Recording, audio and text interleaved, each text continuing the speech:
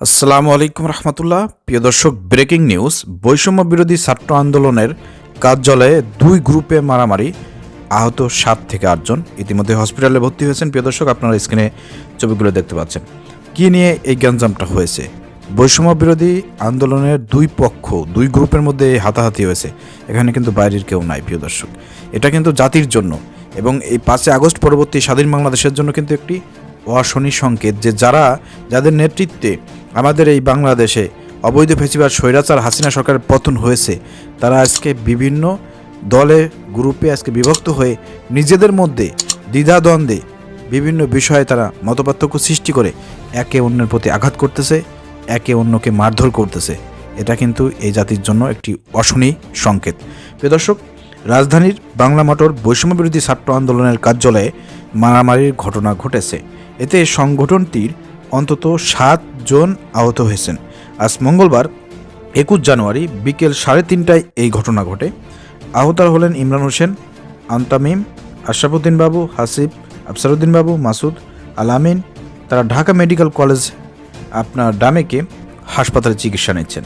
একটা মেয়েও আছে। তো আহত আলামিন ডামেকে সাংবাদিকদেরকে বলেন, যাত্রাবাড়ি জোনের সমন্বয়কদের একটি মত বিনিময় সভা ছিল। এই সময় সমন্বয়কদের উপস্থিতিতে আমাদের একজন সহযোদ্ধার উপর হামলা হয়।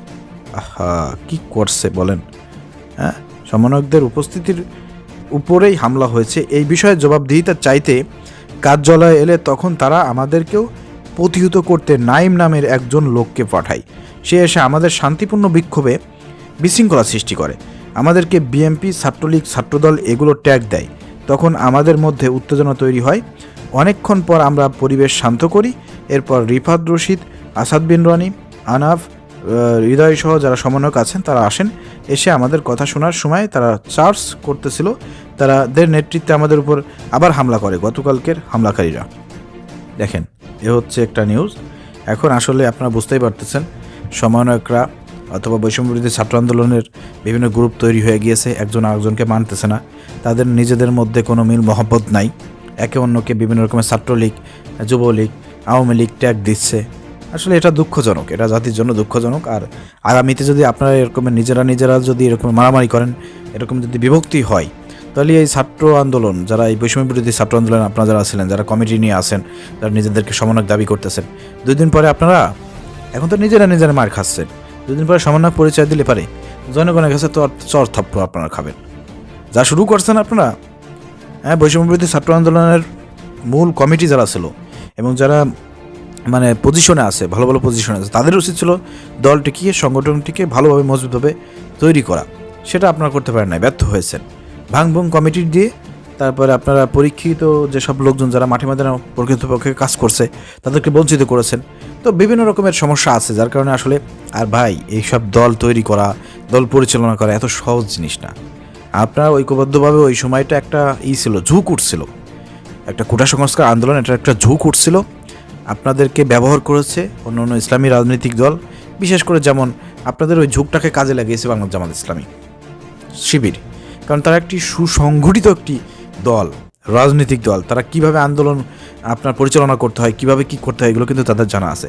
তাদের মধ্যে কিন্তু কোনো বিভক্তি নাই, কোনো বিভাজন নাই। এতটা সুশৃঙ্খল দল হচ্ছে বাংলাদেশ জামাত ইসলামী ছাত্র শিবির। অতএব মনে রাখতে হবে, আপনারা যে ওই সময়টা যে আন্দোলন করেছেন, হাসিনা সরকারকে পতন ঘটিয়েছেন, এটা আপনারা সাধারণত জাস্ট ছাত্ররা এই কাজটা সংগঠিত করেন নাই। এর পিছনে বড় একটা শক্তি ছিল, সেটা হচ্ছে জামাত শিবির, যারা সুসংগঠিতভাবে তাদের লোকধারা, শিবির ধারা এই আন্দোলনগুলো সমন্বয়কদের মধ্যে থেকে পরিচালনা করেছে। এই কারণে কিন্তু সুসংগঠিতভাবে এই আন্দোলনটি পরিচালিত হয়েছে এবং খুব সুন্দরভাবেই কিন্তু আন্দোলন শেষ হয়েছে এবং আওয়ামী লীগ সরকারের পতন ঘটেছে। নাহলে আপনাদের মতন এরকম কামড়াকামড়ি করার লোকজন যদি নেতৃত্বে থাকতো, সমন্বয়কের জায়গা থাকতো, তাহলে এই আন্দোলন এই জায়গায় আসতো না। অনেকেই টাকার কাছে বিক্রি হয়ে যাইতো। ঠিক আছে? তো প্রিয় দর্শক, আমরা আসলে এটা আমাদের জন্য একটি অশনি সংকেত, এই জাতির জন্য, যে যারা এই দেশটিকে স্বাধীন করতে সহযোগিতা করছে, যাদের নেতৃত্বে এটা স্বাধীন হয়েছে, তারাই যদি দেশকে নিজেরা মারামারি করে, ক্ষমতা নিয়ে, পদ নিয়ে, তারপরে একে অন্যকে বিভিন্ন রকমের আওয়ামী লীগ, ছাত্রলীগ, যুবলীগের ট্যাগ দিতে থাকে, তাহলে এটা ভালো হবে না।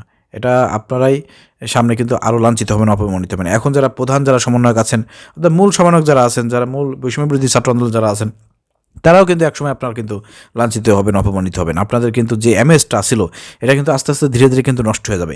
এর জন্য কিন্তু আপনারা নিজেরাই দায়ী থাকবেন। এজন্য আমি অনেক আগে থেকে বলতেছি, দেখেন এইগুলো বাদ দিয়ে আপনারা করেন। ওই আপনাদের কাজ হচ্ছে কি জানেন, আপনারা জামা শিবিরে ঢুকে যান, শিবিরে ঢুকে যান, যারা ছাত্র আছেন শিবিরে ঢুকে যান। শিবির একটি সুশৃঙ্খল একটি ইসলামিক প্ল্যাটফর্ম, এখানে ঢুকে গেলে পরে ইসলামিক জ্ঞান অর্জন হবে, ইসলামিক পর্যায়ে চলতে পারবেন এবং আপনারা সুসংগঠিতভাবে একটি দলের নেতৃত্বে থেকে আপনারা সংঘবদ্ধভাবে চলতে পারবেন, যেখানে আপনার ওই কোনো ভেজাল থাকবে না, কোনো ঝামেলা থাকবে না, কোনো আপনার খাই কোনো ভাব থাকবে না, পদ নিয়ে কোনো লোভ মারামারি এই ধরনের কোনো কিছু থাকবে না। এই জন্য এই দলের মধ্যে ইনভলভ হয়ে যান। যারা আন্দোলন করেছেন, বৈষম্যবিরোধী ছাত্র আন্দোলন ছিলেন, আপনারা যেহেতু সাহসী, স্বৈরাচারের বিরুদ্ধে আপনাদের যেহেতু পদক্ষেপ খুব ভালো আছে, আপনারা কি করেন, আপনারা এই কাজটা করেন। যেমন শিবিরে, বিশেষ করে শিবিরে আপনারা যুক্ত হয়ে কাজ করেন, ইনশাল্লাহ আপনাদের ফল ভালো হবে, আগামীতে ভালো কিছু করতে পারবেন। এটা আমি আপনাদেরকে অনুরোধ করব। ধন্যবাদ সবাইকে। আসসালামু আলাইকুম রহমতুল্লাহ।